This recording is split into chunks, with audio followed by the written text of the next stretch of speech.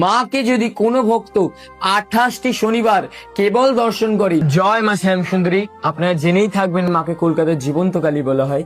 মা জীবন্ত এর প্রথম কারণই ভক্তরা যদি মায়ের কাছে কোনো মনের বাসনা বলে যায়, মা তাদের কাউকে কোনো খালি হাতে ফেরায় না।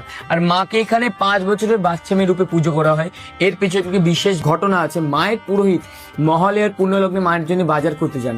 বাজার করতে গিয়ে দেখেন একটা ছোট্ট বাচ্চা মেয়ে পুরো মা কালীর মতন সেজে সবার কাছে ভিক্ষা চাইছে। সবার কাছে ভিক্ষা চাইতে ঠিক আমাদের যে পুরোহিত বাজার করছিলেন তার কাছেও ভিক্ষা চায়। পুরোহিত তখন তাকে ধাক্কা মেরে ফেলে দিয়ে বলে, যা কাজ করে খা। বাচ্চা মেয়েটিও তখন গা ঝাড়ে দিয়ে বলে, আমি যদি কাজই পেতাম তো তোর কাছে ভিক্ষা চাইতে আসতাম। এই বলে বাচ্চা মেয়েটি চলে যায়, পুরোহিত চলে যায়। মা শ্যামসুন্দরীর প্রতিটি অমাবস্যা অন্ধকারে পুজো, কোনো রকম লাইটের জিনিস জ্বলে না, কেবল ঘিয়ের প্রদীপ জ্বলে। ওদিন মহালয়ার অমাবস্যা অন্ধকারে পুজো হচ্ছে। অন্ধকারে পুজো করতে করতে পুরোহিতের হঠাৎ মন বলে যেন মা নেই, কিন্তু পুরোহিতের আবার মন বলে মা তো কালো, তাই হয়তো অন্ধকারে দেখতে